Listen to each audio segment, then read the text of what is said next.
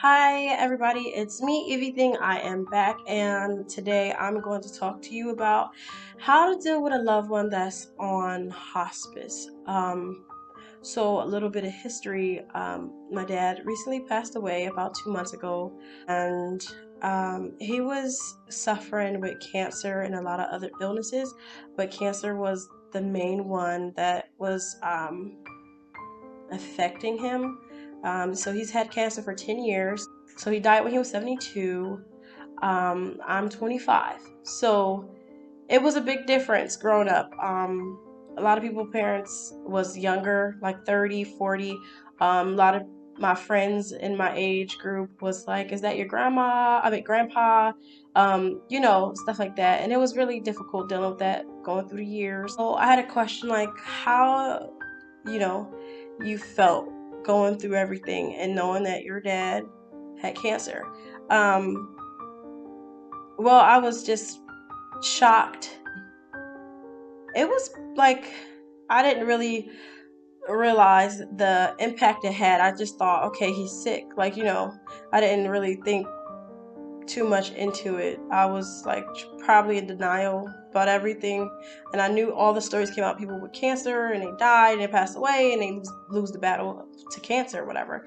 I just never really thought that it was gonna happen to him. Again, 15. What are you thinking about? Like school, work, friends, college. So the other question is, okay, so it got to a point where he got sick. He started getting really bad.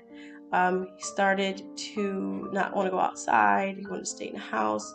It got to a point where he was actually one night having a breathing problem in January or like December. It was like January. He had a breathing problem. He couldn't breathe. It was sounding like he was choking on his own fluids that was in his lungs, which it was the case. He was choking on his own fluids in his lungs. And my dad is very strong, so he was like, "Oh no, don't call an ambulance." It started around 12 at night. He didn't go to the hospital until 8 the next morning, and he was really choking and it's like it was almost like drowning in his own fluid, and that really shocked me. I was the only out of amongst my sisters, and you know, I was the only one that was there, so that stayed with him, and it was really hard. That was January of this year, so I was still 24 at the time, and I didn't really understand like what was happening. In my head, I thought he was just like dying. So I was very nervous. I was scared. I had anxiety. I didn't know what to do. I just stuck with him. He said he didn't want to go to the hospital. A lot of people were like, you should have called anyway, even though he said he didn't want you to do it. But since I always respect his wishes, because if anybody, even if he wants to die on his own by himself, I always respect his wishes. That's what somebody wants to do. I don't want to go behind him and be like, well, I'm gonna save your life. Even like, what if he didn't want to be resuscitated? You can't just dishonor somebody's wishes and be like, well, we're gonna resuscitate you. So I respected his wishes and I waited till 8 o'clock to call the ambulance. He went into the hospital. They said that he was choking on his fluids. He had blood in his lungs, um, or fluid in his lungs, and he was basically drowning. So they had to drain out the blood and stuff like that. And then from there, they realized that because he also had kidney failure. I'm sorry, he also had kidney failure because of the cancer that he had. He had surgeries to remove the cancers, um, and it just spread. So basically, they took parts of his kidney because it spread from his kidneys to his pancreas to like around. It was just around. It was so many places. Then they said it was in his blood and it was just traveling like through his body, basically. So it was really hard. So basically, when he went there, his kidneys was already cut because he had like weird kidneys, so his kidneys was like together, like how individual kidneys, but he was born with something called horseshoe kidneys, and it's very rare. So the cancer was right directly in the middle of his kidneys that was merged together, so they had to take one whole kidney and a part of the other kidney. So basically, he had a third of a kidney. The doctor told him that by doing that, it will prolong his life. Um, you know, so that's what he did. Um, Before. So now fast forward, we're in the hospital and now his kidneys is not working. So they said he could go on dialysis. My dad never wanted to do dialysis. He signed up for it. He's okay. Because he asked everybody and we said, yeah, let's do dialysis. It'll keep you alive longer. You might not like going to the dialysis place, because he's very stubborn. But I'm like, you might not like going, but at least you'll be here. Um, so he said, okay. Then he was getting better and they put him into a rehab before he come home. They give him a rehab to get his strength up and stuff like that. Because he got really, really, really sick. I might insert a picture, maybe show you a picture of what he looked like compared to when he was in a hospital of what he looked like. I might do that. So basically, he was really, really sick. When he was in the rehab center, he didn't want to do hospice. I mean, he didn't want to do dialysis anymore. So he said, "No, I'm not doing it. I want to go home." They wouldn't let him go home. So until he got a little like better, he didn't want to go home. So he decided to go on hospice, and he wanted to do home hospice because he wanted to be home. So that's what he agreed on. So he came out of the rehabilitation of January 14th. And from then on now, everybody, when he came home, everybody was there. Everybody was helping for a couple weeks. And then everybody decided to go back to their, regular lives and they had bills to pay and COVID happened or was starting to happen. It was, crazy like that. Um, and so I was primarily there, taking care of him every day. And it was very hard, because I didn't think it would be so tough. I didn't think, I thought it was like taking care of a kid, maybe like a child. You gotta wash him and bathe him and feed him and, you know, talk to him, make sure he's not lonely, make sure he's happy, make sure he's not feeling depressed today, make sure he's taking all his medication as he's supposed to. And a lot of times when people get on hospice, he knew that they don't live that long on hospice. So he actually lived 8 months on hospice, and that was a very long time for somebody to live on hospice. The nurse said, his home health aide said. So even though she had a home health aide, she didn't really do anything because we have so many sisters, and my dad felt like they can help more than strangers. So that wasn't the case. It was just mostly me, mainly me. So I was depressed every day watching that, watching him slip, watching him say he don't remember who you are some days, or he thinks that he sees people that's there and that's not there. And I had a hard time trying to talk to him about it. Um, a lot of times he don't remember that he was seeing things that wasn't there, or talking to people that weren't there, or he think he might have like a car from back in the day when he was younger that he don't have. So he'll be very adamant about his things that he don't have. So imagine trying to talk to somebody and tell them like that's not real, basically. My dad is a very tough guy.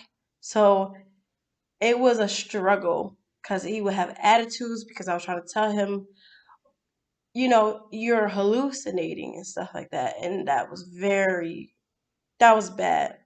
And I couldn't just walk away and leave him questioning himself. I didn't like that. I know it probably made him a little bit confused trying to, confront the situation and correct him about certain things. Like, no, that's okay. It's not here.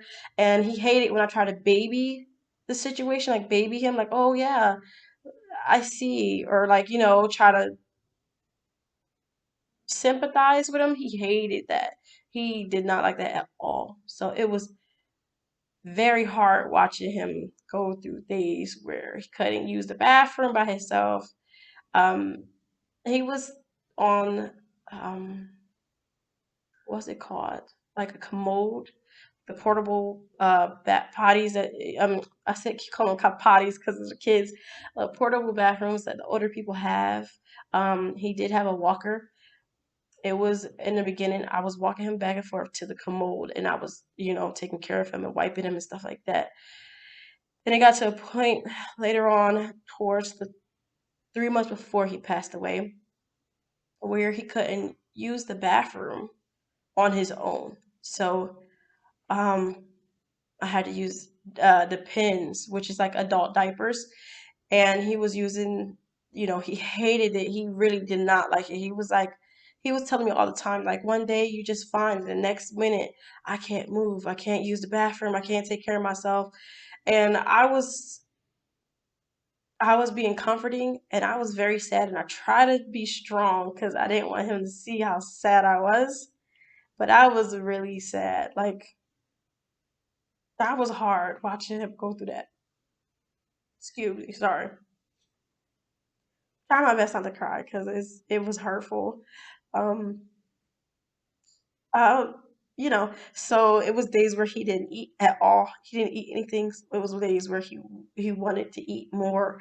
They say that people on hospice, they get like energy out of nowhere, and they might seem like they're back to being normal, and that's like a week before or like a couple days before they like pass away. So it was a week prior, 2 weeks prior, where he just had energy. He was talking normal. He was laughing, making jokes like normal, and then he went downhill from there, and it was back to not talking, sleeping all day, hallucinating, not knowing who we are. You know, it was sad. It was really sad. And then the day came where you see him getting shriveled, like you see him shriveling up, getting smaller and smaller because he's not eating, or even if he is eating, his body is just breaking down because he's not taking none of his pills because he couldn't swallow, because he had a hard time, swallowing and stuff like that. So it was hard for him to eat foods and his medication and even drinking. It was really bad. I know this is a long video, but there was a day came where he was, I was around him so much, so I started telling people like, "Hey, I feel like he's acting out oddly. Like he's acting real different than usual. Just even out of being weak and hallucinating, he's even acting worse than that. He's like, it's something going on." Right, so I would tell my sister, "Come over, come over. Yeah, you guys got to come over now. I feel like he's probably about to die, and later on that day, after I said that in the morning, it was until 11 at night where he started having problems breathing, and he like had a rustling sound in the back of his throat, and he was asking questions like, "Oh, um, because my niece was there, and he was like, "Oh, hey baby," talking to my niece, and I thought, it was like maybe like a regular day, maybe he might snap out of it and go back to being just, sleep, or like, relatively like normal, I say. But he uh, went out, he said, the last thing he said, he was like, "Oh, I can't see anything." My sister was there, my older sister. She was like, "Oh, what do you mean, Dad? What do you can't see? You can't see me?" He was like, "I can't see anything." And she was like, "I'm right here. Do you see me waving?" And he started staring off into the distance, and I was just like shocked. Everybody was started getting nervous at that point, and then he took his last breath, and that was very traumatizing. I would say really sad. um that's not a fun thing to watch. It was like certain people, parents, they say their parents go out with like smiles on their face or something like that, but that's not that's not what he did, and it looked painful in my opinion. And I'm like, It made me kind of nervous being old, but it was hard being the one that was there every day with him and taking care of him and talking to him. It was really hard. Um, and mind you, at this point, COVID is going on, so it's not like I could just casually have company or go out and talk to people. Um, I didn't have anybody to talk to except for my family, and that was barely because they couldn't come over like that because of COVID, because he's very sick. So I was basically by myself the whole time with him. And I was thinking about editing this video because it's long, but um, I would think I'm gonna just leave it. But dealing with somebody that you love that's on hospice is a tough process. It's really hard.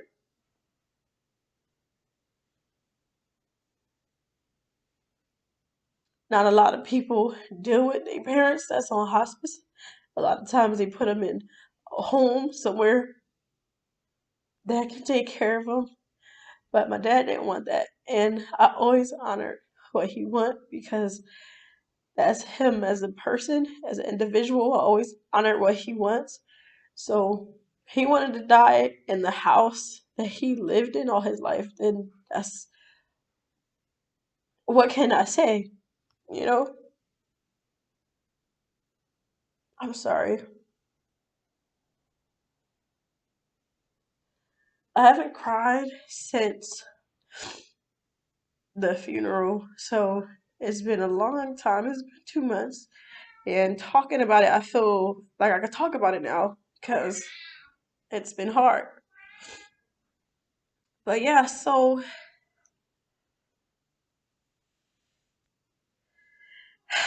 basically, how you handle somebody on hospice is just be there comforting, be there to make their lives a little bit easier at their time of leaving.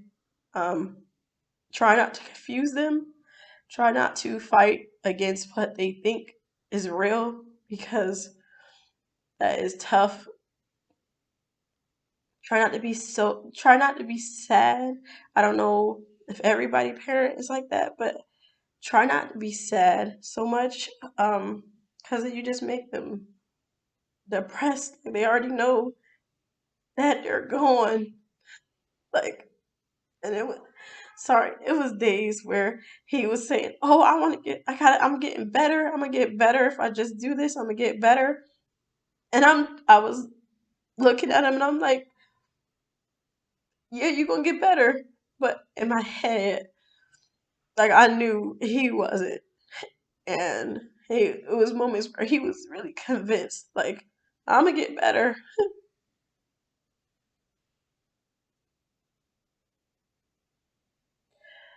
Sorry. I'm trying my best not to get sad and cry because you know. Anyway, so that's how you handle somebody that you love on hospice. If you can't do it, it's a lot of times where I talk to my sisters about helping, help me, help me, help me all the time, and it's some people just can't handle people that's dying. You can't see their loved ones sick and withering away and in pain and suffering. A lot of times people can't handle it. So if you were one of those siblings that's strong enough to do it, please um, take care of your loved one, grandma, grandpa, sister, brother, cousin, aunt, uncle. It don't matter. Be their support and be the strong one that they need you to be. To be there for them. Okay, thanks. See you. Love you guys. Bye.